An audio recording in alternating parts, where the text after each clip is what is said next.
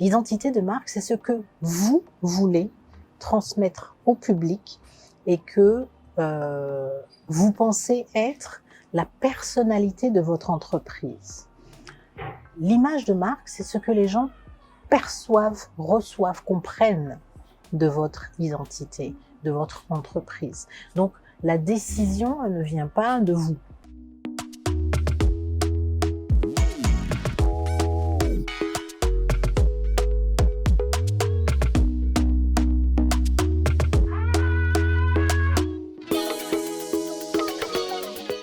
Bonjour et bienvenue dans le 9e épisode de notre mini-série 3 minutes de business development. Alors aujourd'hui, nous allons parler de l'identité de marque. Alors, faut-il définir une identité de marque, même quand on a une petite entreprise, une entreprise unipersonnelle, oui ou non? Alors, selon la Banque mondiale, je l'avais mentionné dans un des épisodes précédents, il y a plus de 582 millions d'entreprises juste pour cette année ou 2021. Ça fait beaucoup d'entreprises, donc pour se démarquer, il est intéressant de réfléchir à une manière de communiquer, d'aller vers les gens, de manière à ce que l'on vous identifie. Pas forcément se différencier, mais au moins que l'on sache vous identifier. Alors, naturellement, tout le monde va aller sur le logo, le nom. Alors ça, c'est de l'identité, oui, mais l'identité de marque, c'est un petit peu plus compliqué que cela. L'identité de marque, contrairement à l'image de marque, l'identité de marque, c'est ce que vous voulez transmettre au public et que vous pensez être la personnalité de votre entreprise. L'image de marque, c'est ce que les gens perçoivent, reçoivent, comprennent de votre identité, de votre entreprise. Donc, la décision, elle ne vient pas de vous. L'image de marque, la décision ne vient pas de vous. L'identité de marque, c'est votre décision.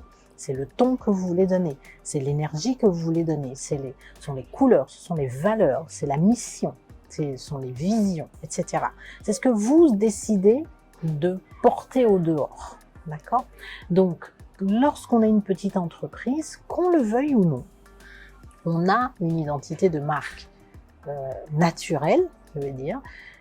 Je pense qu'il est pertinent, il peut être utile de se poser et de réfléchir à quelque chose de conscient et de volontaire pour faire grandir la structure.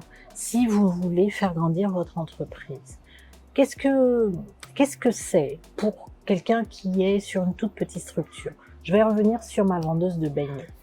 Vous aurez la vendeuse de beignets au bord en coin de route qui ne vous dira pas spécialement bonjour, ne se souviendra pas forcément de vous, ne sera pas forcément aimable, son image de marque elle sera un petit peu détestable et les gens viendront si le produit est bon, d'accord?